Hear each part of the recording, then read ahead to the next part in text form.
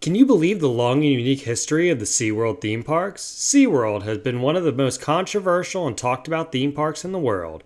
They are also probably one of the biggest companies that have undergone serious changes over the years to make major improvements for their brand. In this video, we are going to go through the history and transformation of the SeaWorld brand to the result we see today. Before we dive into the history, let's talk about the current portfolio of SeaWorld parks and entertainment. The company currently has 7 theme parks, 4 water parks, and 1 oceanarium park in the United States. The parks they run are SeaWorld, Busch Gardens, Sesame Place, and Discovery Cove. We will break down each of these parks' brands and the history behind them, as well as tell the overall story of the company. Now that we have established the history of Busch Gardens, SeaWorld, and the other parks in the last couple of videos, we can look at the history of their ownership changes. Busch and SeaWorld were not always under the same company umbrella as we discussed earlier. The Busch Gardens parks would be a product of the Anheuser-Busch company.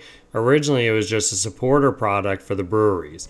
Essentially, it was used as a fun aspect of the company, and they didn't really care much about performance. It was originally just seen as a supporter for their regular business. Whereas the SeaWorld business was built out purposely to make money as a theme park, as it was originally an investment from George Millay, as we talked about earlier. Millay and his team would provide growth for the company from its launch. Eventually, it would allow for the opportunity for the SeaWorld brands to be sold to Harcourt Brace Jovanovic in 1976. Yes, you may recognize the name from our previous short or from your textbooks. That's right, the textbook and book producer Harcourt once had a theme park entertainment subsidiary. HBJ would actually be who invested and built the San Antonio park. They wanted to build out an entire brand line pairing the SeaWorld brand with Cypress Gardens and Boardwalk and baseball. Essentially, HBJ had hopes to build out an entire amusement and theme park portfolio. However, HBJ had their challenges and when expanding into this market and realized that they would have to sell. But HBJ knew that Cypress Gardens and the Boardwalk and baseball parks did not have the same value as SeaWorld and would not be able to be sold individually. The search for a buyer began due to an unsolicited, or some say hostile, takeover attempt by Robert Maxwell's British Printing and Communication Corporation. This would force HBJ's hand and make them go into more debt to protect themselves. Finally, HBJ would be able to sell their theme park portion by 1989 to Anheuser-Busch. Busch was very interested in taking their theme park business more seriously and wanted to expand it further, which they created a division called Busch Entertainment Corporation in 1979.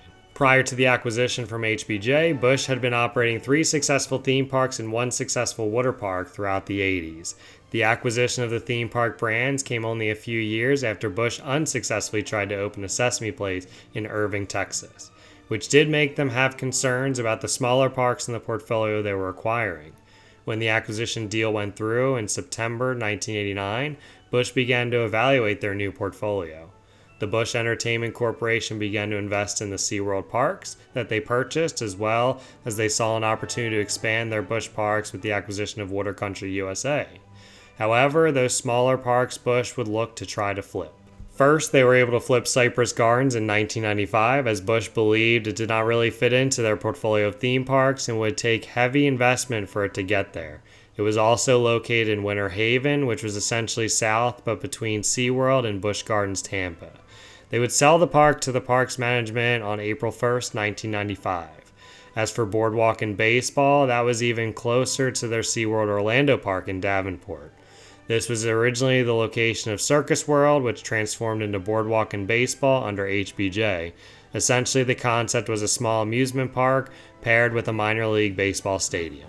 The Royals would move to this stadium for spring training in their Single-A team in 1988, signing a 15-year contract. Busch would take down the amusement park area as one of their first initiatives. Essentially, the site was just used for the Royal spring training and minor league stadium, as the Busch company did not see potential for investment.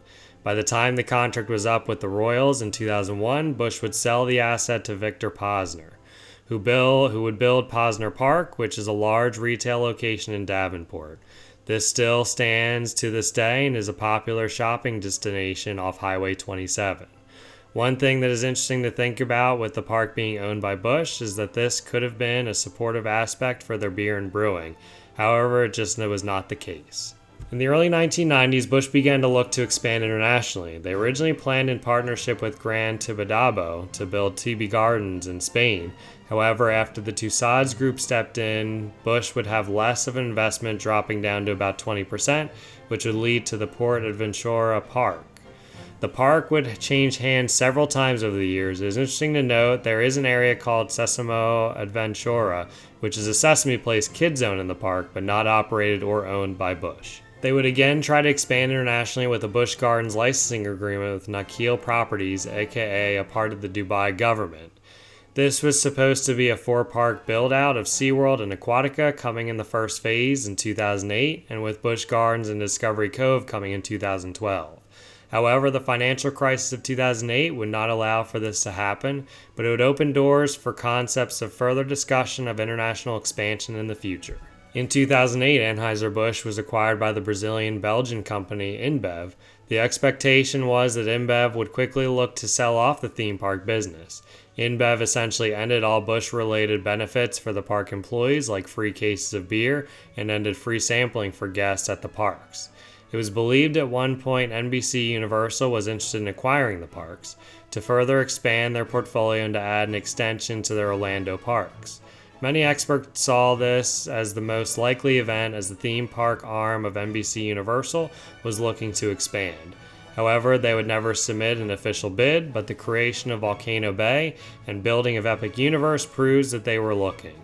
It wouldn't be until 2009 when conversations began to take off.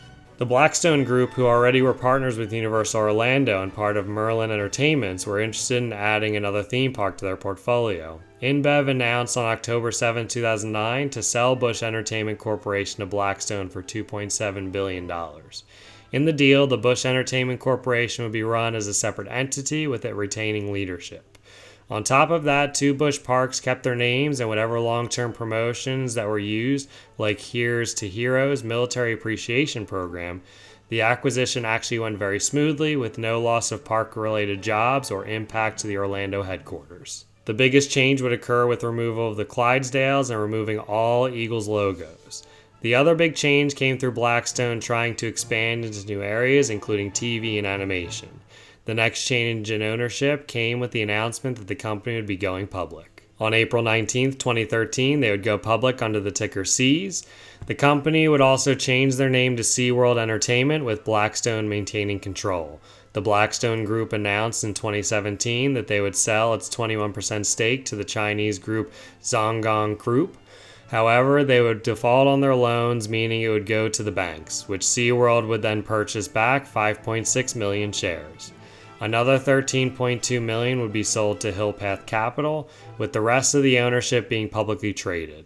It is important to note the company had a lot of executive turnover and board turnover during this time, eventually leading them to current CEO Mark Swanson in 2020.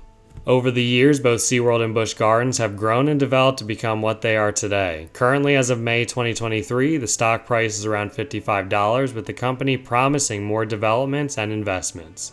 Recently, they have discussed expanding in the world of resorts with plans for 2 resorts coming from CEO Mark Swanson, which many expect one to be coming in the Orlando area. The company has also once again provided its licensing out to a foreign country, and this time it will open. SeaWorld Abu Dhabi opened on May 23, 2023 as a foreign licensing deal with Myrtle Asset Management. It will be part of the Yas Island an entertainment complex. The park is supposed to host 15 rides with the similar shows as other SeaWorld parks. They also have leaned heavily into the education aspect. Based on the success of this park, it could lead to further international expansion through investing or licensing. All this success is wonderful to see, but it is also important to note there have been controversy with the SeaWorld Parks and Entertainment Company over the years. The first main one most known about is the Blackfish Scandal, which was a documentary created in the mid-2000s about the treatment of some of the sea life, specifically the orcas. It is important to note SeaWorld has made strides since this moment to make improvements for their animals. The other main controversy has been around the treatment of employees, with large turnover, as well as layoffs from the ownership changes over the years. All this to say, over the years, these brands and products have changed and expanded. The future of the SeaWorld Parks and Entertainment Company is one to watch. Thanks for watching. Please like, comment, follow, and subscribe. Believable truths.